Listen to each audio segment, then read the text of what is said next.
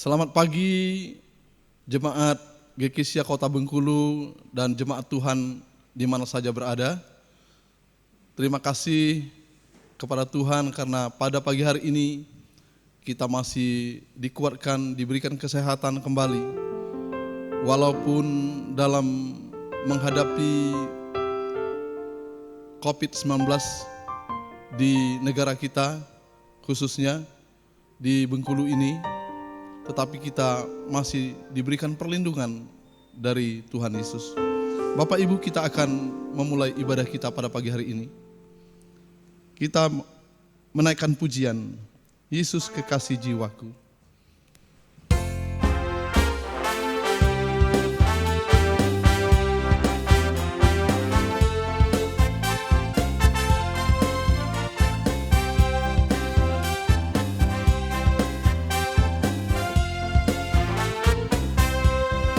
Yesus kekasih jiwaku, sungguh ku percaya padamu. Karena kasih-Mu padaku, Kau tebus dosaku.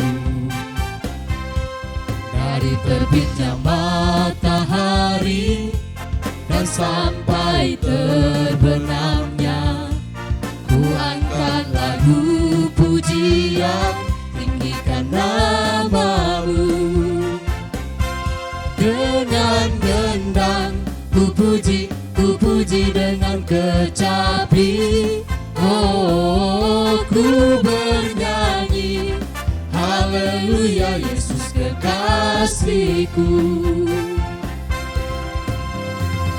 Sayang, sayang, disayang, aku disayang Tuhan.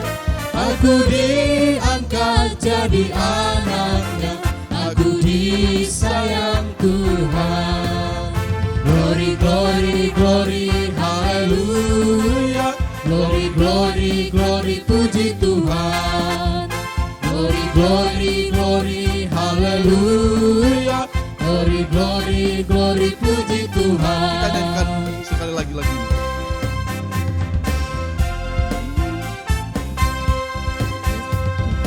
Jiwaku, sungguh ku percaya padamu. Karena kasih-Mu padaku, Kau tebus dosaku. Dari terbitnya matahari dan sampai terbenamnya, ku angkat lagu pujian, tinggikan nama-Mu. Dengan gendang ku puji dengan kecapi. Oh, ku bernyanyi, haleluya, Yesus kekasihku. Sayang, sayang, disayang, aku disayang Tuhan. Aku diangkat jadi anaknya, aku disayang Tuhan.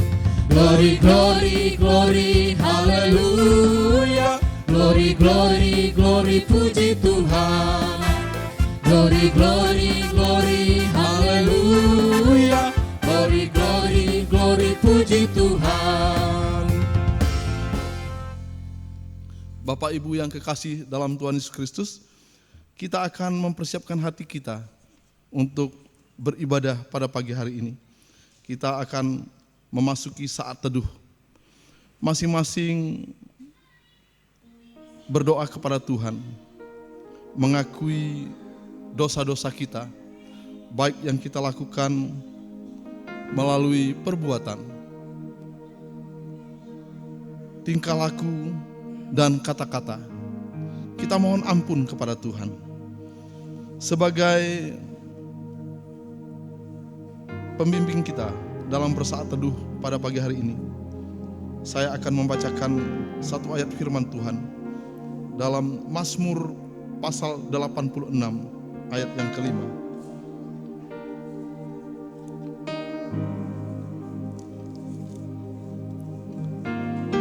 Sebab Engkau ya Tuhan baik dan suka mengampuni, dan berlimpah kasih setia bagi semua orang yang berseru kepadamu. Kita akan nyanyikan pujian sejauh timur dari barat.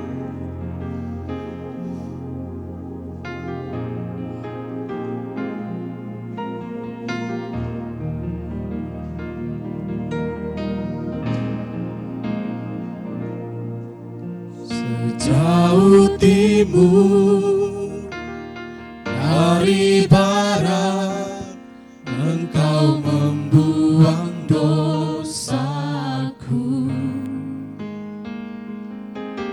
Tiada kau ingat lagi pelanggaranku.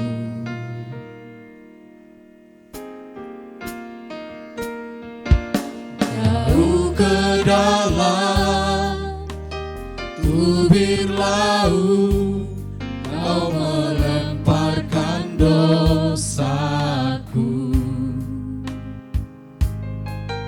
Tiada Kau perhitungkan kesalahanku. Betapa besar kasih pengampunanmu, Tuhan. Tak Kau pandang hina hati yang hancur.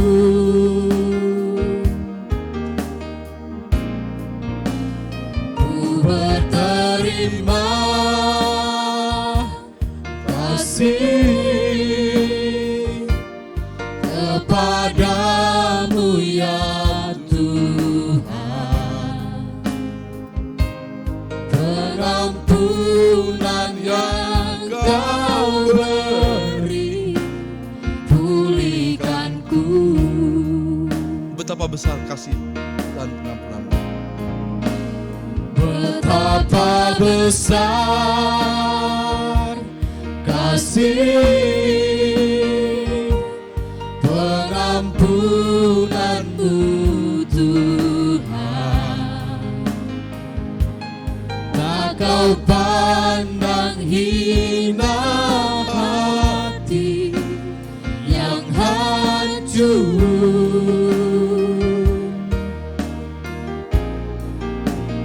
Ku berterima kasih kepadamu ya Tuhan. Pengampunan yang Kau beri, pulihkanku.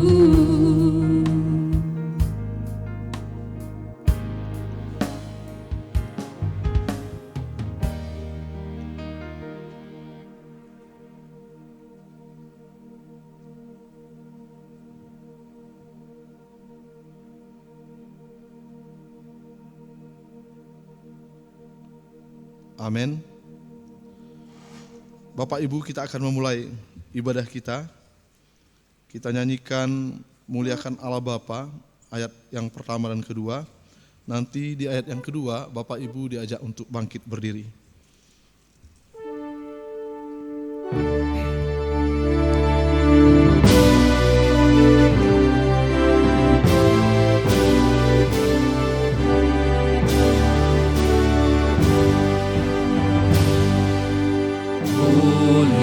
Muliakan Allah Bapa, muliakan Putranya,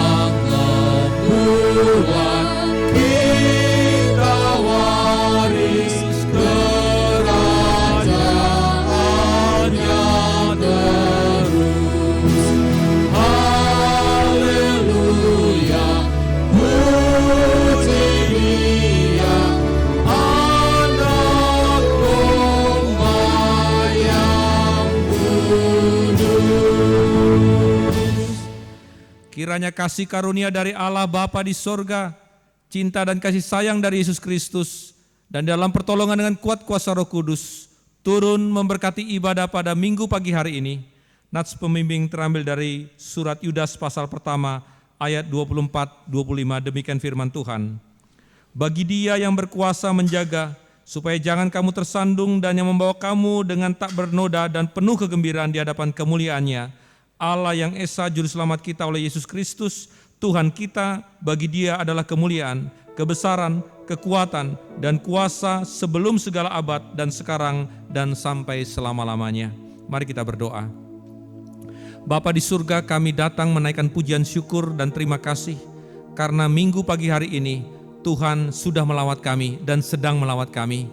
Kami bersyukur bahwa seluruh kami, para pelayan-pelayan-Mu sudah siap melayani Tuhan lewat gereja ini. Dan seluruh jemaat-Mu, bahkan semua orang Kristen yang menyaksikan acara ini telah siap di rumah masing-masing untuk masuk dalam ibadah, untuk menikmati ibadah, menikmati pujian dan penyembahan, memberikan yang terbaik lagi persembahan, dan juga menikmati firman Tuhan. Berkati ibadah kami dari awal sampai akhirnya, biarlah kasih Tuhan menyertai kami semua. Di dalam nama Yesus kami sudah berdoa dan siap memasuki ibadah. Haleluya. Amin. Bapak Ibu, kita akan melanjutkan lagi ibadah kita. Kita nyanyikan pujian, nyanyikanlah nyanyian baru bagi Allah pencipta cakrawala.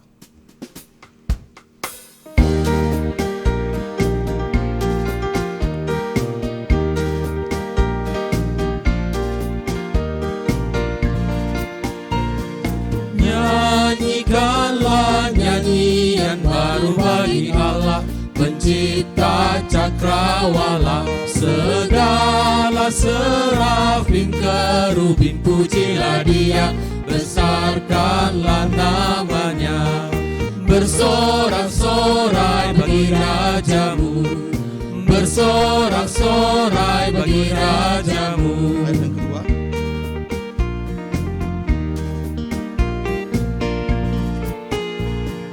Puji Dia wahai mentari, wahai bulan, sembahlah Dia terus. Dan wahai bintang-bintang terang yang gemerlapan, muliakan penciptamu.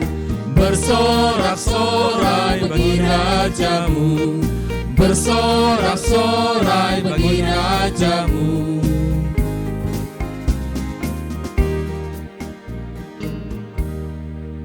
Bapak Ibu, kita akan memuji Tuhan lewat pembacaan Mazmur. Kita membaca Mazmur pasal 27 ayat 1 sampai yang ke-6.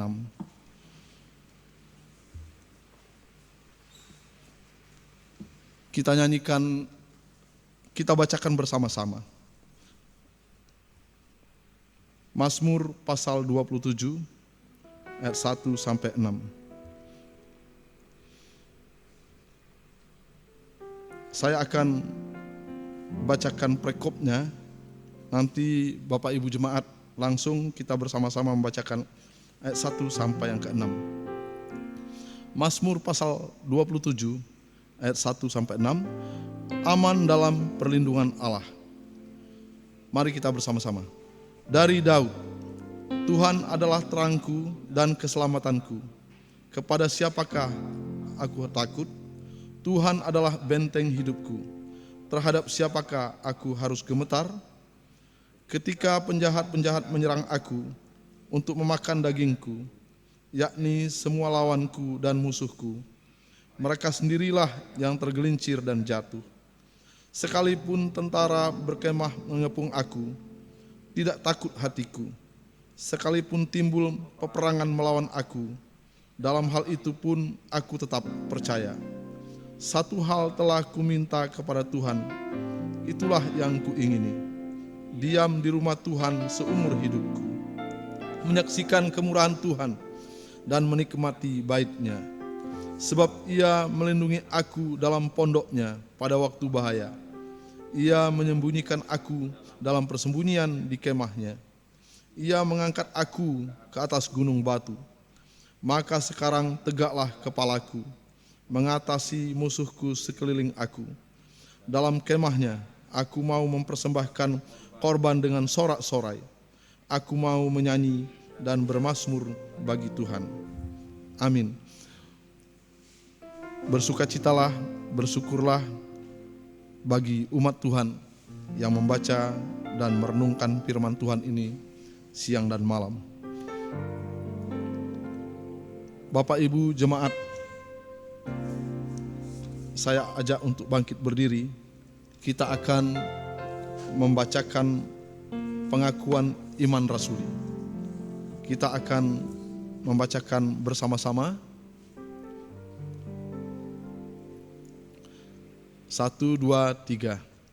Aku percaya kepada Allah, Bapa yang Maha Kuasa, Khalik langit dan bumi, dan kepada Yesus Kristus, anaknya yang tunggal Tuhan kita, yang dikandung daripada Roh Kudus, lahir dari anak darah Maria, yang menderita sengsara di bawah pemerintahan Pontius Pilatus, disalibkan, mati dan dikuburkan, turun ke dalam kerajaan maut. Pada hari yang ketiga, bangkit pula dari antara orang mati, naik ke sorga, duduk sebelah kanan Allah, Bapa yang Maha Kuasa, dan akan datang dari sana untuk menghakimi orang yang hidup dan yang mati. Aku percaya kepada Roh Kudus, gereja yang kudus dan am, persekutuan orang kudus, pengampunan dosa, kebangkitan orang mati, dan hidup yang kekal. Amin. Jemaat dipersilakan duduk kembali.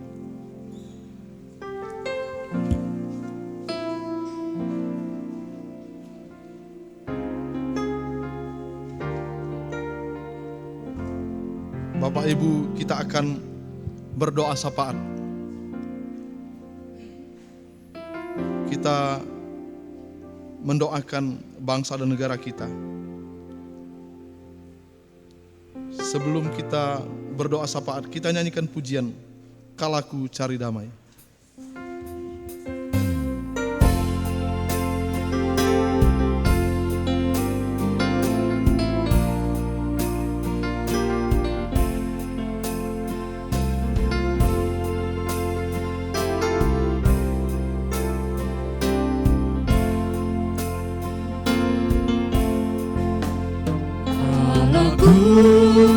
Cari damai, hanya ku dapat dalam Yesus.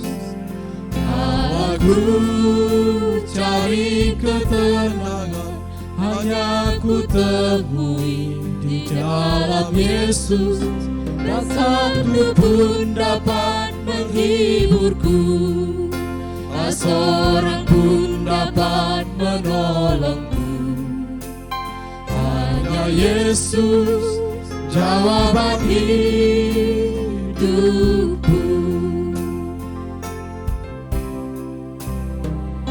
Aku cari damai, hanya ku dapat dalam Yesus. Aku cari ketenangan, hanya ku temui di dalam Yesus. Tak satu pun dapat menghiburku, tak seorang pun dapat menolongku. Hanya Yesus, jawaban hidupku.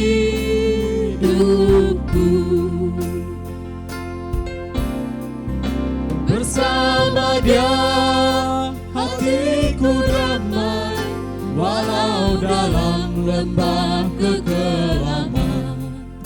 Bersama Dia hatiku tenang, walau hidup penuh tantangan. Tak satu pun dapat menghiburku, tak seorang pun dapat menolongku. Hanya Yesus, jawaban hidupku. Bersama Dia, bersama Dia hatiku damai, walau dalam lembah kekelaman. Bersama Dia hatiku tenang,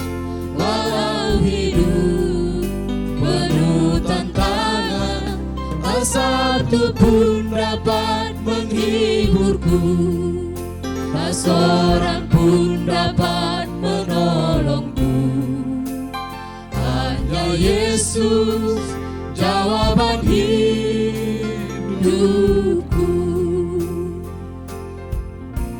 Mari kita berdoa.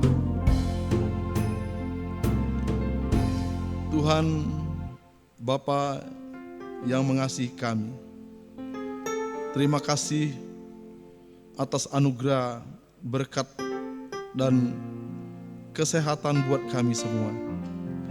Pada pagi hari ini kami masih bersama-sama memuji dan membesarkan nama-Mu. Meskipun kami beribadah di rumah kami masing-masing secara online, tetapi kami meyakini Tuhan hadir di tengah-tengah ibadah kami di rumah kami masing-masing. Pada pagi hari ini ya Tuhan, kami menaikkan doa syafaat kepadamu. Kami tidak henti-hentinya berdoa untuk bangsa dan negara kami. Pada saat ini negara dan bangsa kami menghadapi penyakit COVID-19. Kami ingin berdoa ya Tuhan, agar pemerintah bangsa kami sungguh-sungguh memberikan hati agar pembebasan masyarakat, rakyat, serta jemaat-Mu dari virus COVID-19 ini ya Tuhan. Langkah-langkah yang ditempuh oleh pemerintah betul-betul berpihak kepada masyarakat, rakyat, bahkan jemaat-Mu ya Tuhan. Sehingga dalam menghadapi virus COVID-19 ini, kami dapat lewati dengan cepat dan rakyat bangsa kami tidak mengalami jatuh, sakit, bahkan meninggal dunia. Biarlah kami dengan disiplin mematuhi apa yang telah diperintahkan oleh pemerintah kami, untuk kami dapat menyikapi, menghadapi virus COVID-19 ini ya Tuhan. Khusus di Provinsi Bengkulu, biarlah walaupun kami dengar di berita penambahan yang terjangkit virus COVID-19 ini ya Tuhan, tetapi Tuhan akan memberikan penyembuhan melalui pengobatan isolasi mandiri yang diatur oleh pemerintah. Pelihara jemaat-Mu ya Tuhan, pelihara rakyat-Mu agar mereka terhindar dari virus ini dan dapat melewatinya dengan baik. Kami juga tetap ingin berdoa ya Tuhan untuk pertumbuhan iman jemaat-Mu. Meskipun dalam beberapa minggu bahkan beberapa bulan ini kami melakukan ibadah secara online di rumah masing-masing, tetapi biarlah Tuhan tetap memelihara iman jemaat-Mu, memberikan pertumbuhan iman dan memelihara hidup mereka, baik dari virus COVID-19 maupun memelihara kehidupan jemaat-Mu dari ancaman-ancaman ekonomi serta bahan pokok, makanan dan pakaian. Berikan perlindungan, berikan kecukupan kepada jemaat-Mu Tuhan. Terima kasih Tuhan, Engkau masih memelihara hidup kami sampai hari ini. Biarlah apa yang menjadi isi hati kami masing-masing jemaat-Mu Engkau dengar, dan mungkin tidak dapat kami ucapkan satu persatu, tetapi Tuhan tahu isi hati kami semua. Dan Tuhan mau mendengar serta mau mengabulkannya seturut dengan kehendak-Mu. Terima kasih Tuhan. Inilah doa kami yang kami panjatkan hanya di dalam nama-Mu, Yesus Kristus Juru Selamat kami. Amin. Bapak Ibu, kita akan memberikan persembahan umum. Samping kita memberikan persembahan umum, kita nyanyikan pujian Gembala Baik Bersuling Nan Merdu.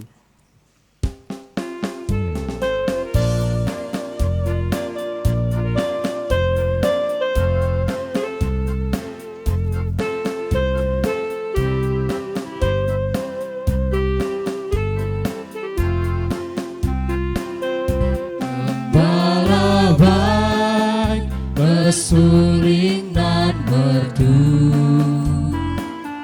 membimbing aku pada air tenang, dan membaringkan aku berteduh di padang rumput hijau berkenan. Oh Gembalaku itu Tuhanku, membuat aku tentram hening, mengalir dalam sungai kasih-Ku, kuasa damai terang bening. Kita nyanyikan ayat kedua.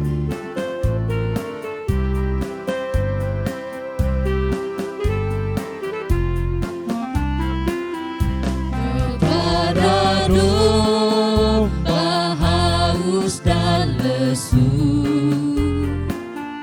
Gembala baik memberikan air segar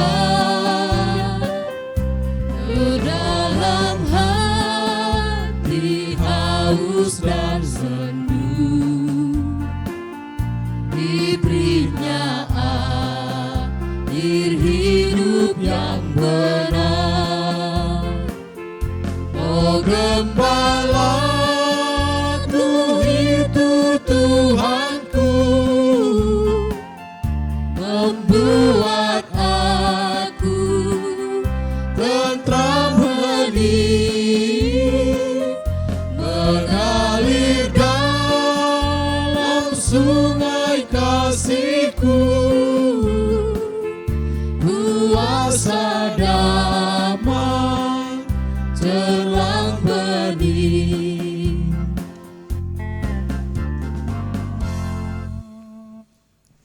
Bapak Ibu jemaat semua, kita akan mempersiapkan hati kita untuk mendengarkan kebenaran firman Tuhan yang disampaikan oleh hamba-Nya pada pagi hari ini. Biarlah firman Tuhan ini akan membimbing kita, menuntun kita dalam kehidupan kita hari lepas hari. Sebelum kita mendengarkan firman Tuhan, kita menaikkan doa puji dan sembah kepada Tuhan. Kita bersyukur kepada Tuhan. Kita memuji Tuhan lewat apa yang telah Tuhan berikan dalam kehidupan kita. Kita tidak bisa menghitungnya, tetapi marilah kita memuji Tuhan lewat apa yang dapat kita miliki. Kita memuji Tuhan. Kita nyanyikan pujian kemurahan Tuhan. Nanti dinyanyikan 2 kali. Setelah itu jemaat saya berikan kesempatan untuk berdoa.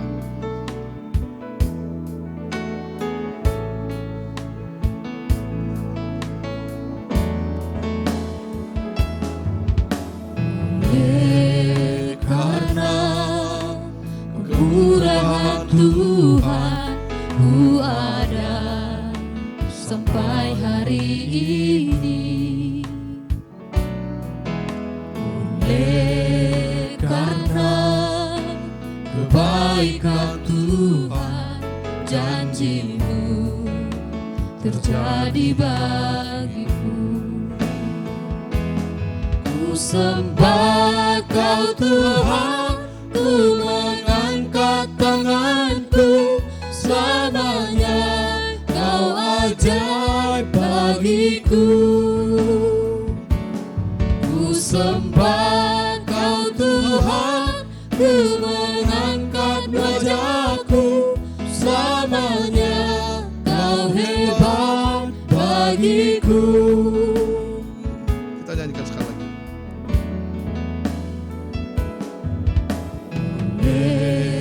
Karena kemurahan Tuhan, ku ada sampai hari ini.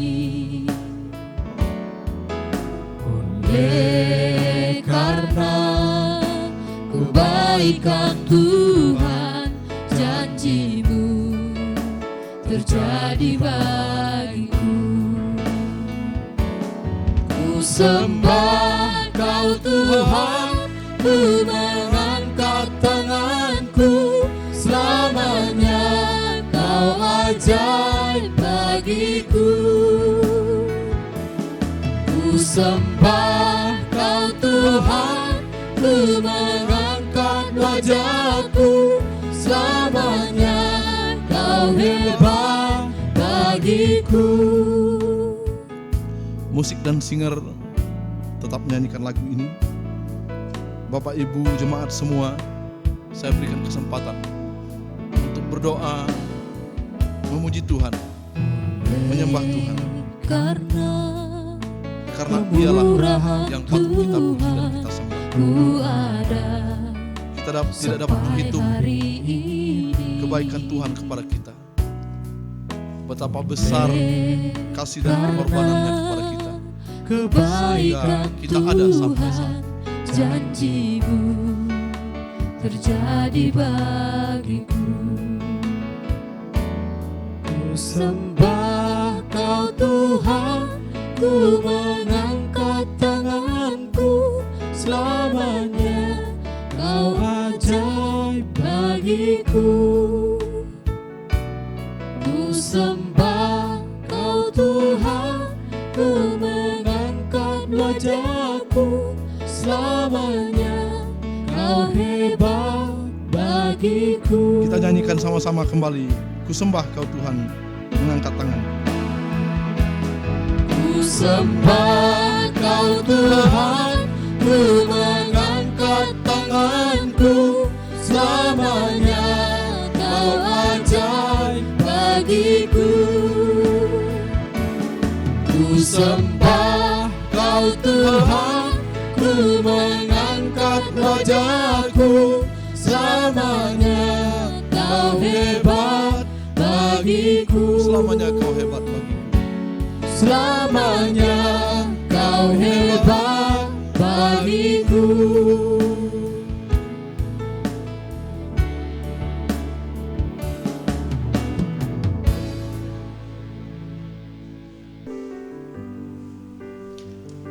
Bapak Ibu, mari kita bersatu dalam doa. Bapa di sorga, kami mengucap syukur kepadamu. Kami mengucap syukur atas anugerah keselamatan yang Tuhan telah berikan dan Tuhan telah nyatakan di dalam anak-Mu Yesus Kristus. Dan kami juga bersyukur Tuhan di dalam keselamatan yang telah kami rasakan pada saat ini. Tuhan juga masih memberikan kami kesempatan dalam kehidupan kami untuk melakukan banyak hal.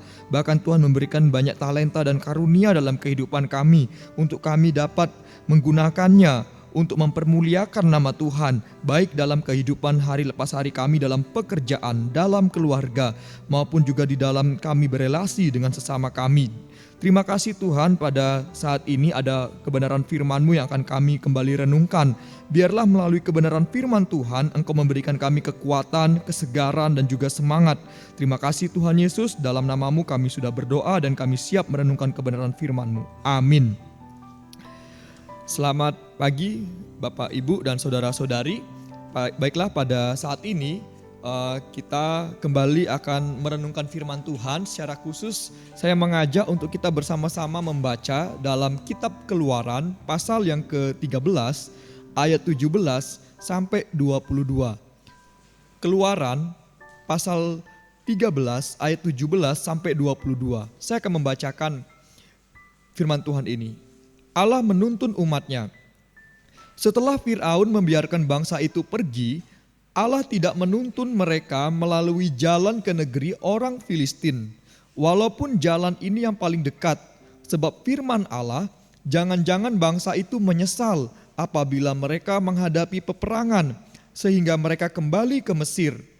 Tetapi Allah menuntun bangsa itu berputar melalui jalan di padang gurun menuju ke laut Teberau.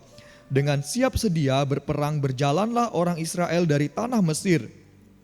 Musa membawa tulang-tulang Yusuf, sebab tadinya Yusuf telah menyuruh anak-anak Israel bersumpah dengan sungguh-sungguh, Allah tentu akan mengindahkan kamu, maka kamu harus membawa tulang-tulangku dari sini. Demikianlah mereka berangkat dari Sukot dan berkemah di Etam, di tepi padang gurun. Tuhan berjalan di depan mereka pada siang hari dalam tiang awan untuk menuntun mereka di jalan, dan pada waktu malam dalam tiang api untuk menerangi mereka sehingga mereka dapat berjalan siang dan malam. Dengan tidak beralih tiang awan itu tetap ada pada siang hari dan tiang api pada waktu malam di depan bangsa itu. Pada perenungan kita saat ini, Bapak Ibu dan saudara-saudari, saya mengangkat tema yaitu Allah menuntun umatnya sesuai dengan apa yang dituliskan dalam perikop teks firman Tuhan yang kita baca tadi. Nah, kalau kita membaca ayat tersebut di mana dalam Keluaran pasal 13 ayat 17 sampai ayat 22, di sana ada 3 kali dituliskan kata menuntun. Tetapi yang akan menjadi fokus untuk tema ini ialah pada ayat yang ke-21. Di sana ada kata menuntun. Di sana dikatakan Tuhan berjalan di depan mereka pada siang hari dalam tiang awan untuk menuntun mereka. Nah, mari kita perhatikan di garis bawahi bagian kata menuntun mereka. Kata menuntun mereka di dalam bahasa Ibrani dituliskan dengan kata lanhotam. Lanhotam. Kata lanhotam ini dari kata dasar yaitu nakah. Nah, kata nakah memiliki arti yaitu culit dan guide. Culit artinya memimpin dan guide artinya memandu. Nah, tetapi ada yang menarik dari kata lanhotam. Kata lanhotam dalam arti ketika kita mengartikan Allah menuntun umatnya memiliki arti pertama, bahwa lanhotam Allah menuntun artinya bahwa Allah di sana terlibat hadir di dalam memberikan arah, menentukan arah bagi umat Israel. Itu yang pertama. Lalu yang kedua, istilah lanhotam menunjukkan bahwa Allah menuntun umatnya di mana Allah terlibat hadir untuk menentukan tempat bagi umatnya. Lalu yang ketiga, istilah lanhotam Allah menuntun dalam konteks teks tersebut menunjukkan bahwa Allah terlibat hadir dalam memberikan penjelasan, arahan bagi umatnya. Oleh karena itu ketika kita melihat makna, membaca makna Allah menuntun umatnya, maka itu memiliki arti dalam kehidupan kita secara pribadi lepas pribadi. Ketika kita berkata Allah menuntun hidup kita, maka sama dengan menunjukkan bahwa Allah menunjukkan arah kehidupan kita, pastinya arah yang pasti dan benar. Lalu selanjutnya, ketika Allah menuntun kehidupan kita, menunjukkan bahwa Allah juga menentukan tempat yang pasti dalam kehidupan kita, tempat yang sejati, tempat yang kekal, tempat yang indah di sorga.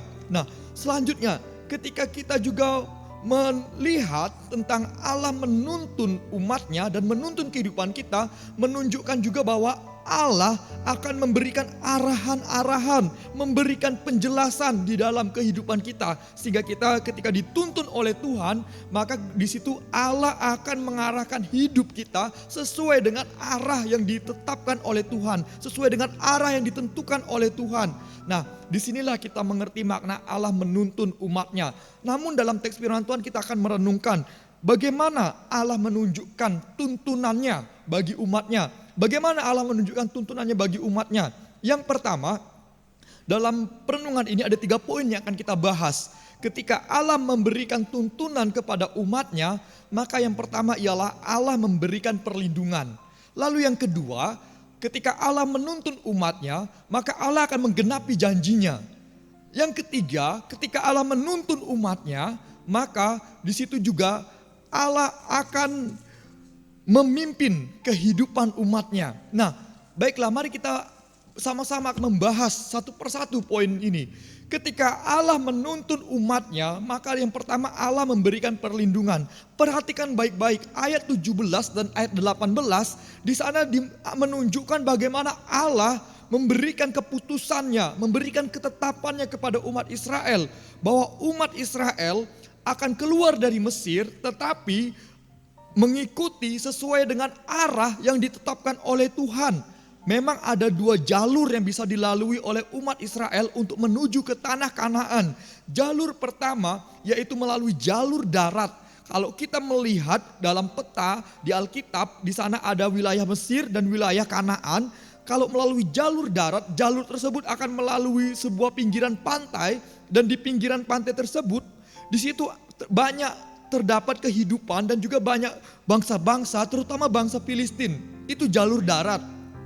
Dan jalur yang kedua ialah jalur di mana bangsa Israel akan melintasi padang gurun, dan di dalam pelintasan itu juga mereka akan menghadapi yang namanya Laut Teberau.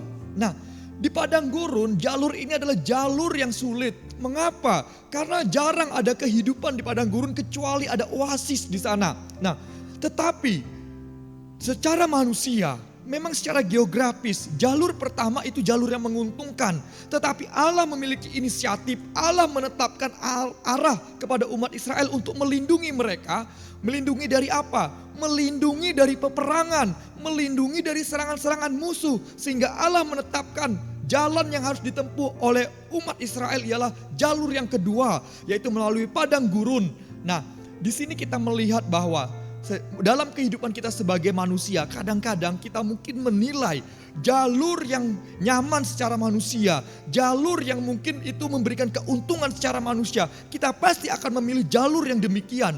Tetapi kalau kita melihat, merefleksikan apa yang terjadi dengan umat Israel, justru Tuhan menuntun mereka kepada jalur di mana daerah padang gurun, yang di situ dalam kondisi susah untuk mendapatkan kehidupan, susah untuk mencari kehidupan, karena padang gurun adalah satu kondisi tempat yang ekstrim. Pada siang hari begitu panas, pada malam hari begitu dingin. Nah, mengapa Allah memberikan jalur yang demikian, menetapkan jalur yang sulit secara manusia? Karena Allah mengerti situasi, kondisi umat Israel. Memang di ayat yang ke-18 menyatakan bahwa umat Israel dengan percaya diri, umat Israel mereka keluar dari Mesir, dan mereka pun dengan strategi bahwa mereka siap sedia berperang, berjalan. Mereka siap sedia untuk berperang. Memang secara persiapan umat Israel pada waktu itu mereka akan keluar dari Mesir dan mereka siap sedia untuk berperang. Tetapi perlu dipahami, Tuhan lebih mengetahui bagaimana kondisi umat Israel. Bayangkan sebuah bangsa yang diperbudak selama 430 tahun di Mesir, pasti memiliki kondisi mereka tidak akan siap mental untuk berperang. Mereka tidak pernah diberi latihan dalam peperangan. Pasti mereka akan banyak mengalami kegagalan kalau mereka mengikuti jalur darat yang secara manusia itu jalur yang menguntungkan. Nah, di sini memperlihatkan bahwa meskipun bangsa Israel punya potensi, punya kemampuan untuk mungkin berperang menghadapi musuh, tetapi Allah lebih tahu kondisi mereka, sehingga Allah menentukan mereka untuk melewati jalur yang lain. Nah, Bapak, Ibu, dan saudara-saudari, dalam kehidupan kita pun juga demikian.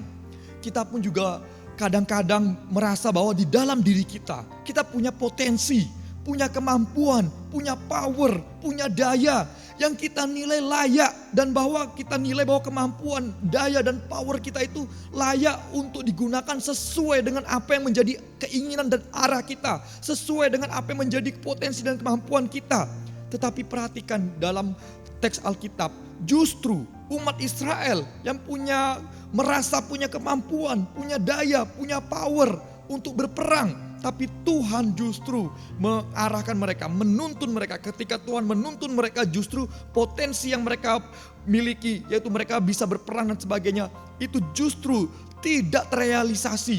Justru Tuhan membawa mereka ke jalur di mana di padang gurun, mereka harus lintasi, harus lewati, dan di situ mereka mengalami secara manusia pasti sulit bahan makanan, sulit kebutuhan-kebutuhan pokok. Tetapi yang paling unik adalah perlindungan Tuhan nyata. Tuhan melindungi mereka dari peperangan, tetapi juga Tuhan di jalur yang secara manusia di situ mungkin tempat yang begitu sulit, perlindungan Tuhan nyata, perlindungan Tuhan hadir.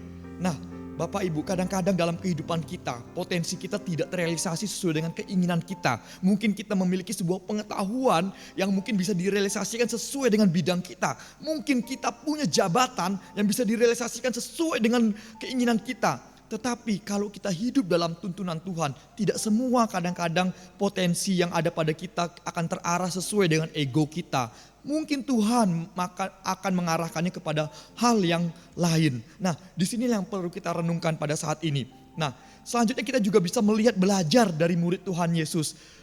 Petrus pada waktu itu merasa punya potensi, punya daya untuk bisa melindungi Tuhan Yesus. Bahkan ketika di Taman Getsemani, ketika Tuhan Yesus akan ditangkap, Petrus menggunakan dayanya, kemampuannya, fisiknya, mengambil pedang, lalu mencoba menghunuskan pedang.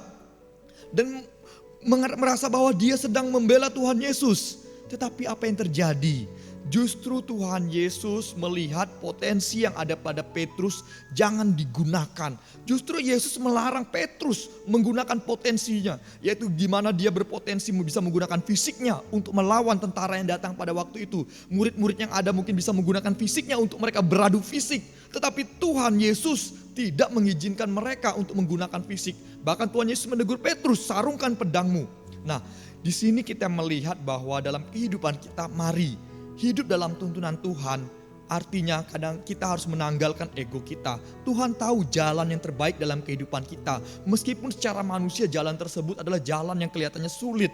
Jalan yang kelihatannya begitu gersang. Jalan yang begitu menantang. Tetapi kalau Tuhan bersama kita, maka jangan takut. Seperti Martin Luther berkata, sekalipun aku berada di neraka, tapi jika Tuhan ada di sana, aku tidak takut. Nah, ini yang pertama. Pertama, Tuhan memberikan perlindungan. Di dalam tuntunannya ada perlindungan. Perlindungan yang kita bisa lihat dalam seluruh teks tersebut dalam ayat 17-22. Allah melindungi bangsa Israel dari peperangan. Karena mereka belum siap akan peperangan. Tapi yang kedua kita melihat Allah melindungi umat Israel dari situasi alam. Nah, kita tahu padang gurun yang akan dilewati adalah alam yang tidak mudah. Alam yang sulit, belum lagi pada waktu mereka berhadapan dengan laut Teberau. Di situ bagaimana Allah melindungi umat Israel dari ancaman alam, yaitu dari padang gurun. Siang begitu panas, malam begitu dingin. Tetapi Allah pada waktu siang hari memberikan tiang awan sehingga mereka tetap teduh. Lalu pada malam hari Tuhan memberikan tiang api sehingga mereka bisa merasakan hangat. Dan akhirnya mereka bisa terus tetap melaksanakan perjalanan mereka. Ini hal yang luar biasa. Perlindungan Tuhan dari ancaman alam diberikan kepada umat Israel ketika mereka akan keluar dari Mesir. Nah, Bapak, Ibu, dan saudara-saudari, kita pun juga demikian pada saat ini. Ketika Tuhan menuntun kita, Tuhan pun juga akan melindungi kita dari ancaman-ancaman alam semesta ini. Memang kita juga perlu berpikir bahwa ada bagian-bagian tertentu bencana alam yang terjadi dalam kehidupan manusia. Justru kalau kita renungkan adalah kesalahan-kesalahan dalam kehidupan manusia. Nah, kalau kita lihat bagaimana cara Allah melindungi umat Israel pada waktu mereka di padang gurun. Bagaimana cara Allah melindungi mereka dari alam yang begitu ganas, yaitu padang gurun. Cara Allah melindungi mereka pada waktu itu dengan memberikan mujizat. Tiang awan, tiang api adalah mujizat yang diberikan untuk melindungi umat Israel. Tetapi renungkan baik-baik bahwa pada saat ini, apakah Allah masih melindungi kita dari ancaman-ancaman bencana alam? Masih. Tetapi kita perlu renungkan juga, seperti yang saya katakan tadi, ada bencana alam yang terjadi karena kesalahan manusia. Ingat, tidak serta-merta mujizat terjadi, tetapi bagian-bagian bencana alam yang terjadi beberapa waktu ini seperti tanah longsor dan juga banjir dan juga hal-hal yang terjadi dalam bencana alam yang akibat ulah manusia, ini menunjukkan bahwa sebenarnya Tuhan ingin melindungi kita dengan cara apa? Memberikan hikmat. Masihkah Tuhan melindungi kita dari ancaman bencana alam? Beberapa bencana alam bisa dapat terlindungi dari diri kita. Caranya bagaimana? Tuhan sudah memberikan kita hikmat. Karena itu ada prinsip yang kita pahami antara kehidupan umat Israel dalam teks firman Tuhan ini dengan kehidupan kita masa kini, yaitu from miracles to wisdom. Dari mujizat menuju kepada hikmat. Sudah banyak hikmat yang Tuhan bukakan dalam kehidupan kita untuk melindungi diri kita dari ancaman-ancaman alam semesta. Tuhan membukakan hikmat kepada kita. Bagaimana kita menjaga supaya tanah tidak longsor dengan tidak menebang pohon hutan-hutan lindung yang memang berfungsi untuk menjaga kestabilan ekosistem. Bagaimana kita juga bisa mencegah banjir dengan cara kita menormalkan aliran-aliran sungai. Dan juga kita pun tidak membuang sampah sembarangan. Nah, ini hikmat sebenarnya yang diberikan oleh Tuhan untuk kita juga terjaga, terlindungi dari serangan alam. Tetapi kadang-kadang dalam kehidupan kita manusia, kita menuntut mujizat-mujizat tetapi kita mengabaikan hikmat. Nah, hal demikianlah yang perlu kita pikirkan, bahwa ingat, from miracles to wisdom, dari mujizat menuju kepada hikmat. Saat ini ada kesulitan yang dihadapi, salah satunya ialah wabah pandemik COVID-19. Nah, pertanyaannya, bisakah ini bisa kita lewati? Maka untuk melewati ini, Tuhan pasti sudah kasih hikmat kepada kita manusia. Tuhan berikan hikmat kepada para ilmuwan medis. Tuhan berikan hikmat kepada para tim dokter. Tuhan berikan hikmat kepada para perawat. Tuhan berikan hikmat juga kepada kita untuk kita menjaga diri dari serangan wabah COVID-19. Nah, dalam sejarah pada waktu Martin Luther hidup, ada catatan beberapa sahabat-sahabat dari Martin Luther mati karena wabah. Saat itu Eropa diserang wabah yang sangat mematikan. Dan pada waktu itu beberapa abad, sekitar 200 tahun, itu terjadi serangan-serangan yang mematikan. Tetapi kita bisa melihat bahwa Tuhan melindungi satu tokoh, yaitu bernama Martin Luther, dari wabah tersebut. Sehingga reformasi dapat terjadi. Nah, artinya apa teman-teman? Artinya apa Bapak, Ibu, dan saudara-saudari? Bahwa di dalam kehidupan kita bisa melindungi diri kita dari serangan-serangan, ancaman-ancaman alam ini. Karena apa? Ada juga hikmat yang Tuhan berikan kepada kita. Mari kita gunakan hikmat tersebut. Apakah mujizat masih terjadi? Bisa saja terjadi dalam kapasitas yang memang bencana-bencana yang di luar dari kekuatan kita manusia. Yang kedua, ketika Allah menuntun umatnya, apa yang diberikan Allah? Yang kedua ialah Allah menggenapi janjinya. Perhatikan ayat 19. Pada ayat yang ke-19 di situ Musa memerintahkan juga untuk membawa tulang-tulang Yusuf yang ada di Mesir ke tanah perjanjian, ke tanah Kanaan. Apa artinya ini?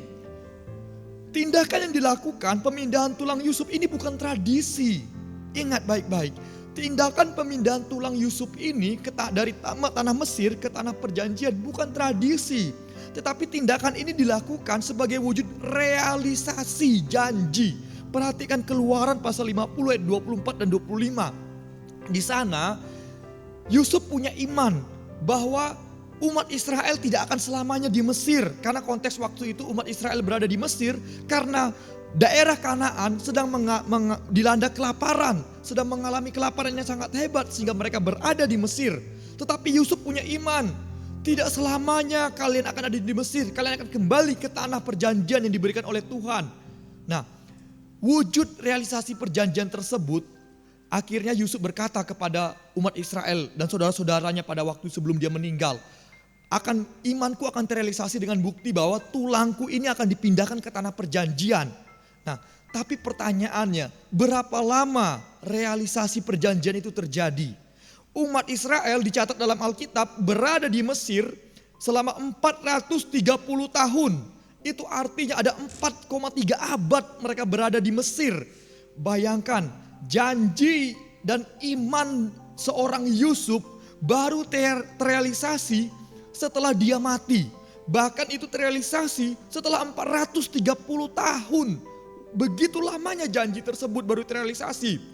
Nah, ini memperlihatkan bahwa ketika Tuhan menuntun umatnya, maka Tuhan pasti akan menggenapi janjinya.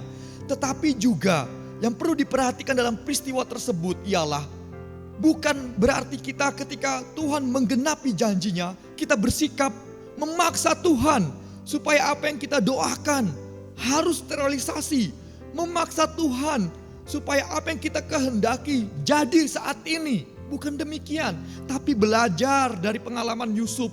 Yusuf membuat janji pada Kejadian 50 ayat 25. Dan itu baru terjawab setelah 430 tahun. Bayangkan, 430 tahun pasti sudah banyak generasi yang berganti. Yusuf sudah meninggal, generasi pertama sudah meninggal, generasi kedua sudah meninggal, mungkin generasi ketiga masih ada.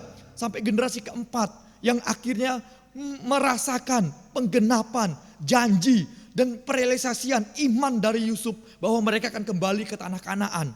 Nah, di dalam kehidupan kita juga demikian. Pada saat ini pastilah kita pada saat ini berharap, berdoa kepada Tuhan akan kekurangan-kekurangan, akan masalah-masalah yang terjadi dalam kehidupan kita. Dan kita berharap dalam tuntunan Tuhan supaya akhirnya kita mendapatkan jawaban-jawaban. Kita mungkin saat ini bergumul akan kelemahan tubuh kita, sakit penyakit di dalam tubuh kita, dan kita berharap Tuhan selesaikan. Kita mungkin bergumul akan COVID-19, berharap Tuhan cepat selesaikan. Kita mungkin bergumul akan masalah ekonomi kita, kita ingin Tuhan cepat pulihkan. Bahkan kita mungkin berharap kita membangun usaha dan akhirnya kita sukses.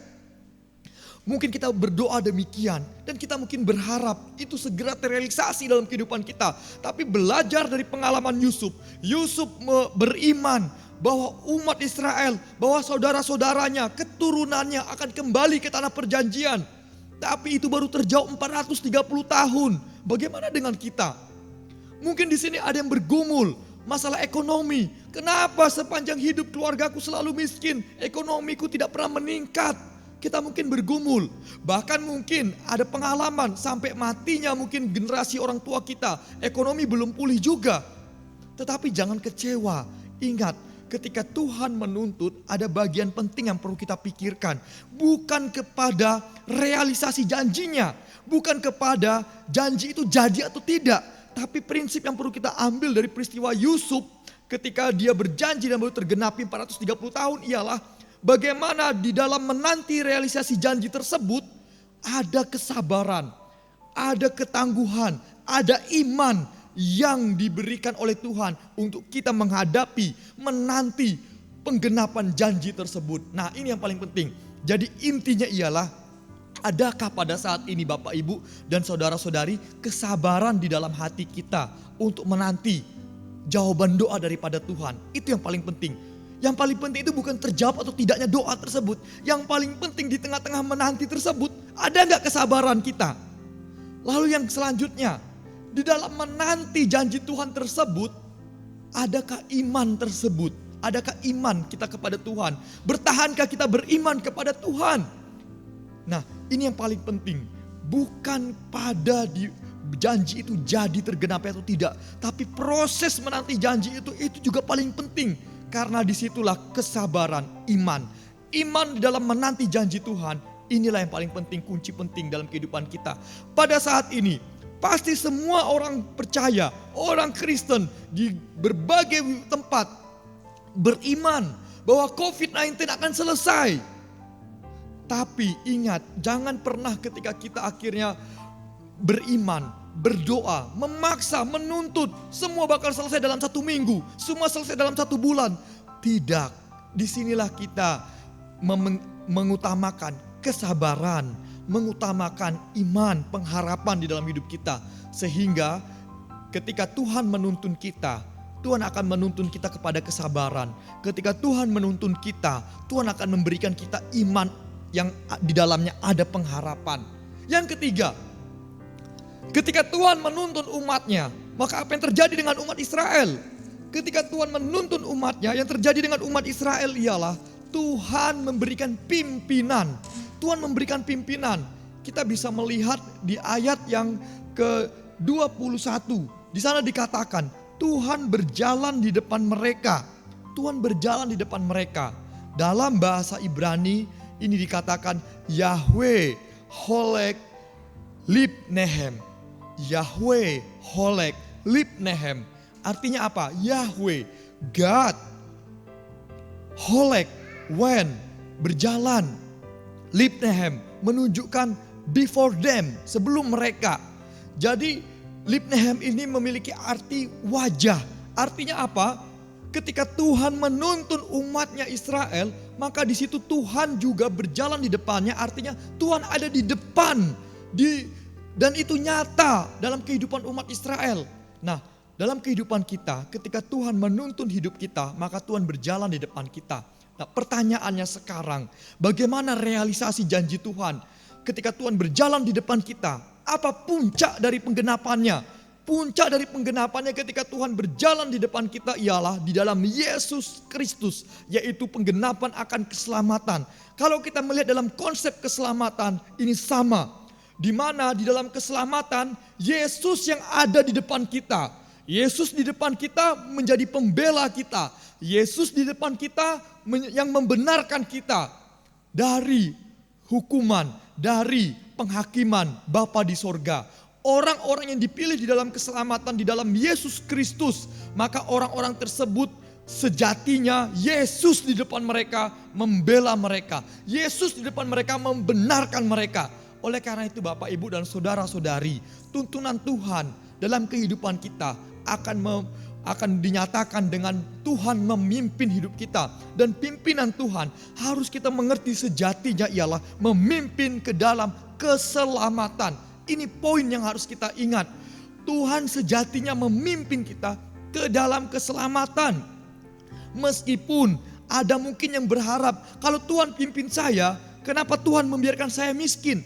Kalau Tuhan pimpin saya, kenapa Tuhan membiarkan saya sakit? Bahkan saya menderita bertahun-tahun karena sakit. Kalau Tuhan pimpin saya, kenapa Tuhan membiarkan saya mengalami kesusahan? Nah, ingat, pimpinan Tuhan dalam kehidupan kita sejatinya harus kita renungkan lebih dalam, yaitu pimpinan akan keselamatan. Dan ketika Tuhan memimpin kita kepada keselamatan, Yesus yang ada di depan kita, membela kita, membenarkan kita. Ini yang menjadi perenungan. Allah menuntun hidup kita, maka di situ Tuhan memimpin kita.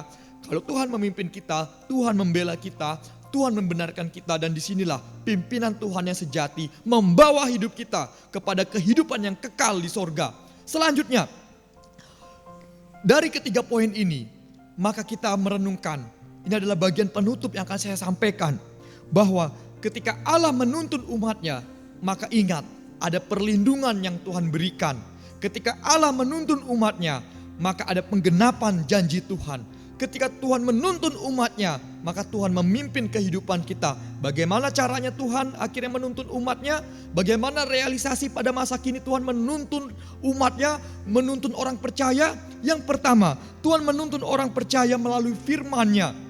Firman Tuhan adalah sarana yang Tuhan sediakan pada saat ini untuk menuntun kehidupan orang Kristen. Alkitab firman Allah adalah sarana yang Tuhan berikan untuk menuntun kehidupan kita.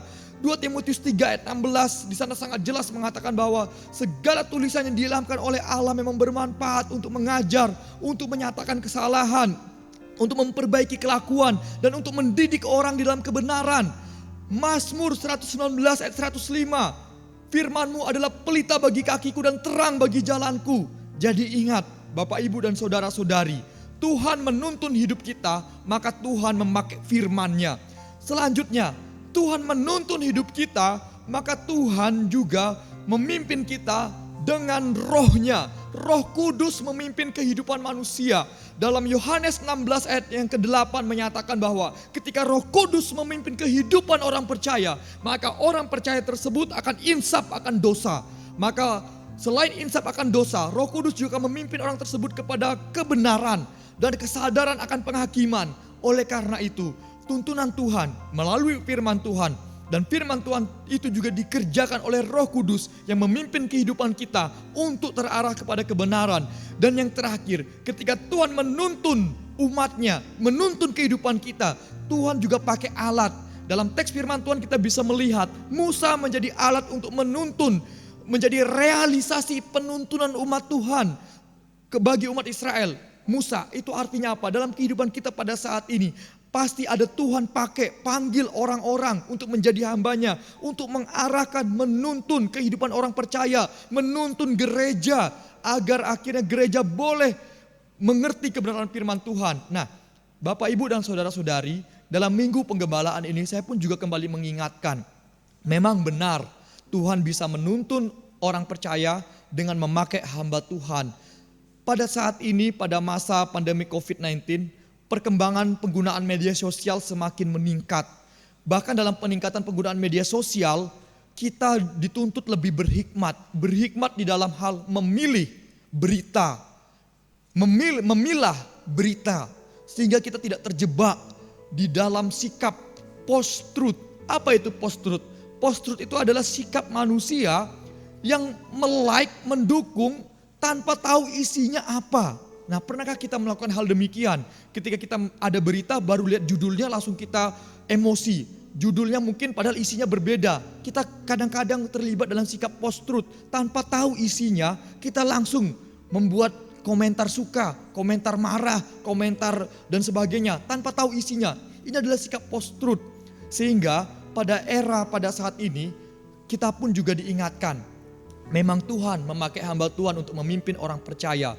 Tetapi ingat, banyak hal yang terjadi pada saat ini di mana ada berseliweran, ada banyak berita-berita, bahkan ajaran-ajaran yang tidak sesuai dengan apa yang Tuhan kehendaki di dalam Alkitab.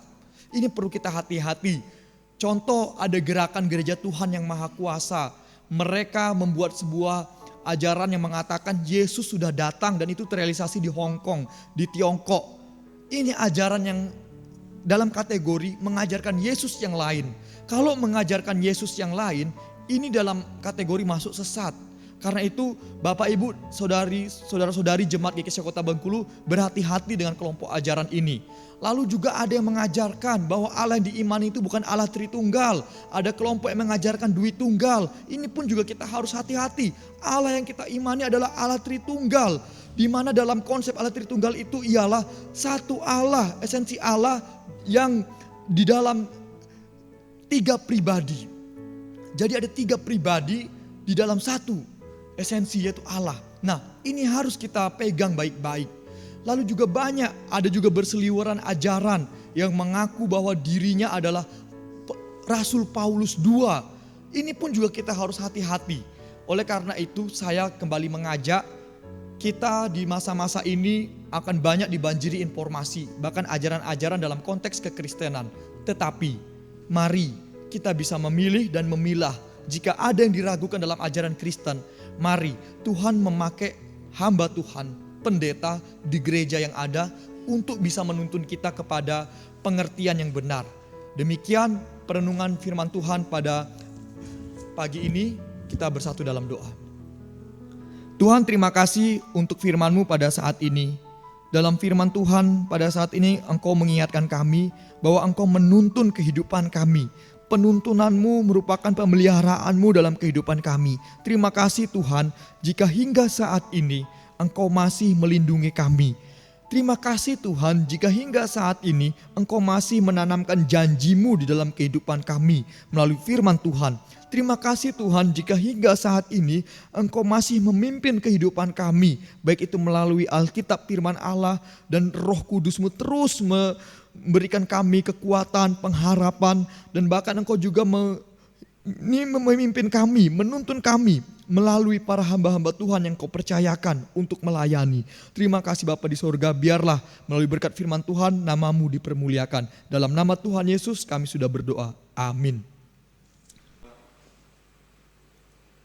Bapak Ibu yang kekasih dalam Tuhan Yesus Kristus, jemaat Tuhan yang kami kasihi, kita mengucap syukur atas firman Tuhan yang telah kita dengarkan bersama, yang akan menyegarkan kembali hati kita dalam memasuki hari-hari kita ke depan.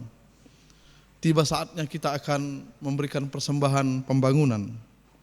Mari Bapak Ibu kita mendukung semua pembangunan fisik yang ada di gereja kita ini.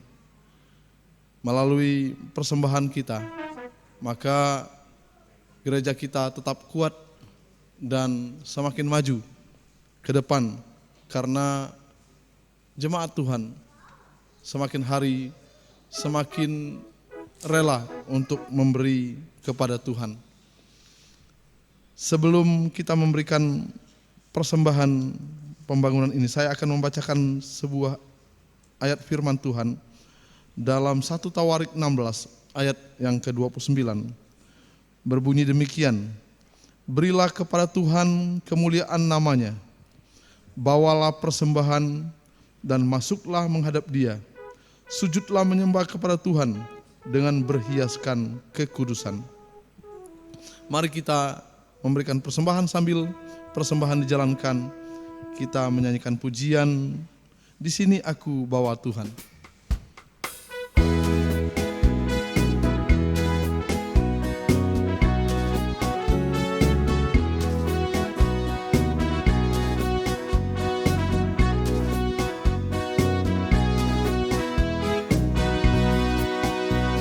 Di sini aku bawa Tuhan, persembahan hidupku semoga berkenan. Berapalah nilainya Tuhan dibandingkan berkat-Mu yang telah Kau limpahkan. Terimalah Tuhan, oh terimalah Tuhan, oh terimalah Tuhan. Ayat yang kedua.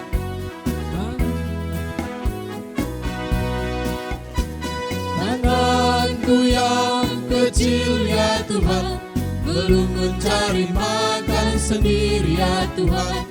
Terimalah hatiku Tuhan, menjadi persembahan yang Tuhan berkenan. Terimalah Tuhan, oh terimalah Tuhan, oh terimalah Tuhan.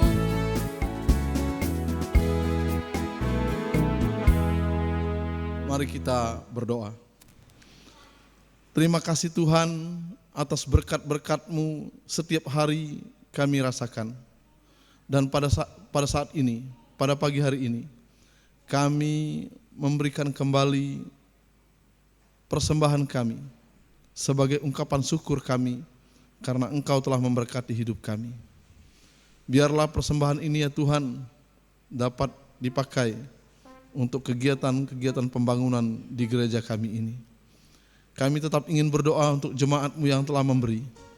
Biarlah Tuhan berkati kembali melalui usaha dan pekerjaan mereka. Terima kasih Tuhan. Di dalam nama-Mu kami telah berdoa dan mengucap syukur. Amin.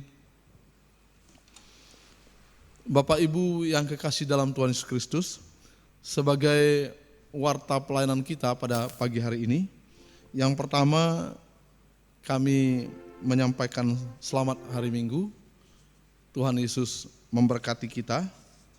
Yang kedua, untuk warta pelayanan yang lengkap dapat Bapak Ibu baca melalui WA grup kita PPJ masing-masing atau WA Gereja GKSIA Kota Bengkulu. Bapak Ibu dapat melihat dan membacanya lengkap di warta pelayanan yang telah dikirim melalui WA Group. Yang ketiga, untuk persembahan yang telah dikumpulkan dapat Bapak Ibu sampaikan melalui ketua PPJ masing-masing atau melalui majelis di wilayah PPJ masing-masing. Demikianlah untuk pelayanan kita pada pagi hari ini. Kita akan menutup ibadah kita pada pagi hari ini. Kita menyanyikan pujian Tuhan Engkau Pusakaku.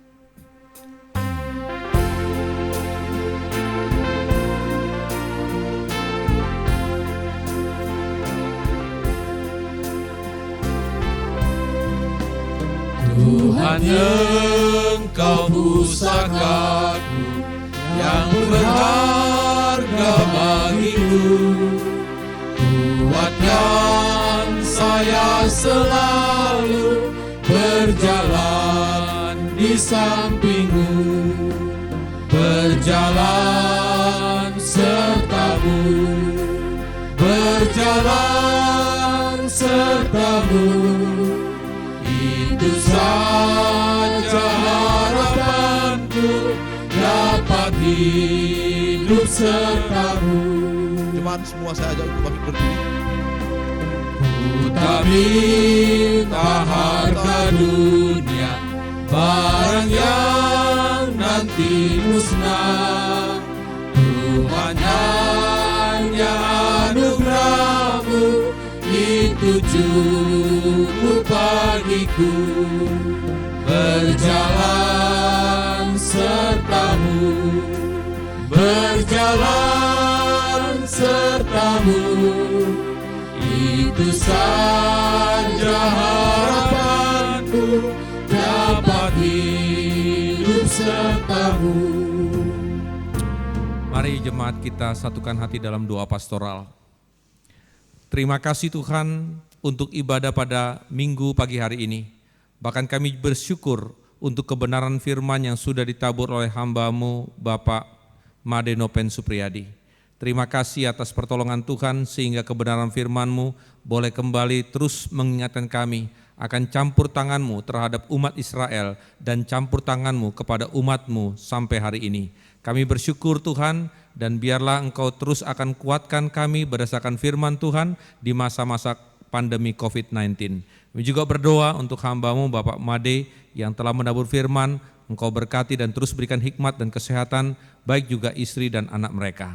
Bapa di surga, hari ini kami juga mau berdoa Tuhan, menyerahkan ke dalam tangan-Mu untuk jemaat-Mu yang berulang tahun dalam 1 minggu ini. Kami doakan untuk adik Andara Valia Renata Sirait.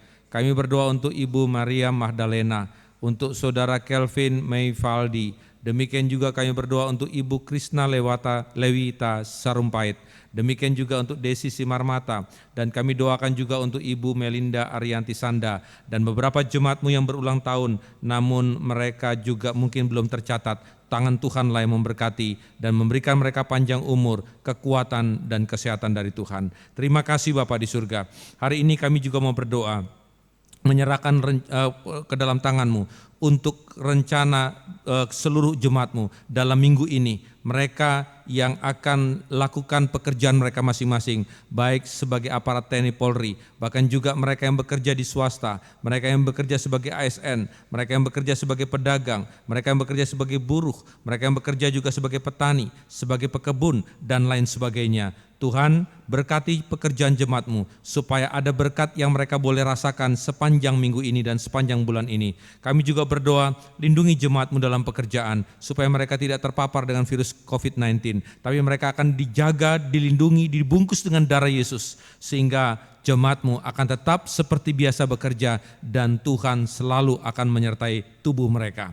Kami juga berdoa menyerahkan ke dalam tangan-Mu supaya Tuhan juga terus memberkati jemaat-jemaat-Mu yang mungkin terpuruk akibat situasi pandemi, di mana ekonomi saat ini sedang mengalami krisis. Kami doakan supaya jemaat tetap dipelihara Tuhan, dijaga Tuhan, sehingga kebutuhan mereka akan tetap Tuhan penuhi. Sekalipun kondisi ekonomi kami terpuruk, tapi Tuhan tetap memelihara umat-Mu yang sampai hari ini terus berharap kepada Engkau. Kami juga berdoa menyerahkan ke dalam tangan-Mu untuk pos-pos PI kami yang tersebar di beberapa daerah. Kami ingat untuk hamba-hamba-Mu yang sudah Tuhan utus. Kami berdoa untuk Saudara Hardi di Kota Jambi, kami berdoa untuk Saudara Kiki di 57, demikian Saudara Pinta di KM 73, Saudara Eman di Pangkal Pinang, demikian juga Saudara Eker di Kelapa Bangka, demikian juga kami berdoa untuk mereka yang melayani di Enggano. Kami berdoa supaya Tuhan tolong untuk Saudara Fedis. Tangan Tuhan bekerja untuk jemaat-jemaat yang dilayani. Tangan Tuhan bekerja untuk seluruh jemaatnya supaya Tuhan melindungi mereka dan dijauhkan dari terpaparnya virus corona. Kami yakin dan percaya, kami yakin kami akan pertolongan Tuhan sehingga pos-pos kami akan tetap berjalan seperti biasa dan umat-Mu di pos-pos PI akan tetap Tuhan pelihara dan jaga. Terima kasih Tuhan. Kami juga berdoa menyerahkan ke dalam tangan-Mu supaya jemaat juga terus ditolong Tuhan. Jemaat-Mu terus dipakai Tuhan dengan baik, khususnya mereka yang memiliki anak-anak yang sedang studi. Kami minta Tuhan tolonglah, Engkau berkati mereka Tuhan, baik mereka yang duduk di bangku SD, SMP, SMU dan perguruan tinggi. Pelihara studi mereka Tuhan, sekalipun mereka harus belajar secara online atau live streaming, tapi Tuhan memberikan mereka gairah belajar, akal budi dan kepintaran. Demikian kami juga berdoa untuk seluruh jemaat-Mu yang sering kali mengalami sakit penyakit.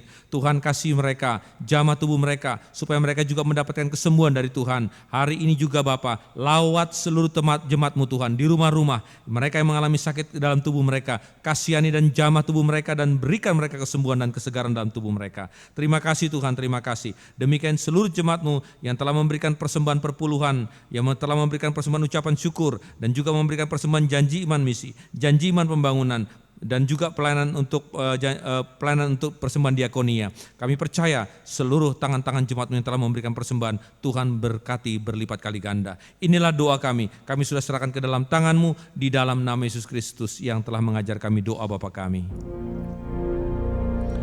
Ya Bapa kami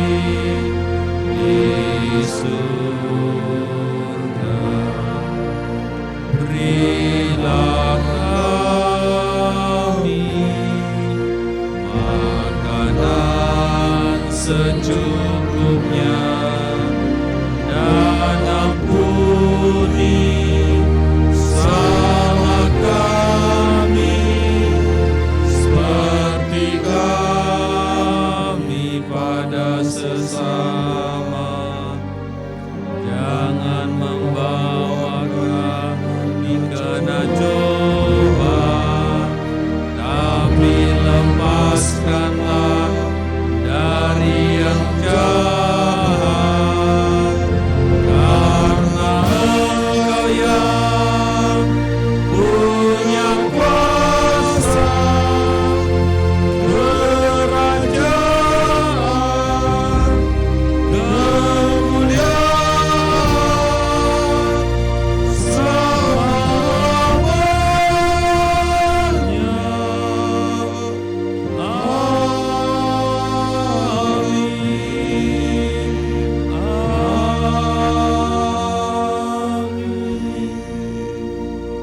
Jemaat, apa yang sudah kau dengar dari firman Tuhan, imani dan lakukan itu dalam hidupmu, dan terimalah berkat dari Tuhan.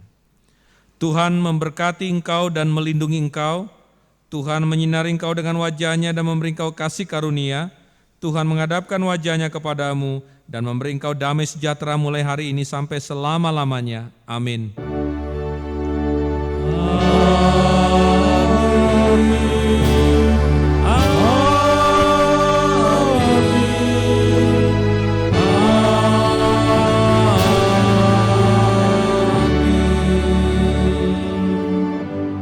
Selamat hari Minggu kepada seluruh jemaat. Salam sehat selalu. Tuhan memberkati sampai minggu yang akan datang.